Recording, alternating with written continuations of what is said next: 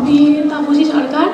এবার হচ্ছে লেভেল 1 আমি পাস করেছি, আমার ডিবি মেডিকেল হয়ে গেছে, আমার 28 তারিখে ছিল, আর সব কমপ্লিট হয়ে গেছে। আর পরীক্ষা এটা বলবো, পরীক্ষা পেতে গেলে এখন চাকরির পরীক্ষা অনেক টাফ হয়ে গেছে। এবার পরীক্ষাটা পেতে গেলে এখন মানে নিজের স্যার যা বলবে সেগুলো তো মানে ফলো করতেই হবে টোটাল।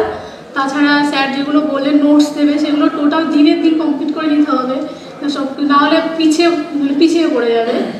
আর কত মার্কস পেয়েছিল? এমনি র হয়েছিল 75, আর নর্মালাইজেশন করে 78.3। বাহ, খুব ভালো মার্কস হয়েছে। আচ্ছা, ভবিষ্যৎ প্রজন্মের জন্য একটা লাইন।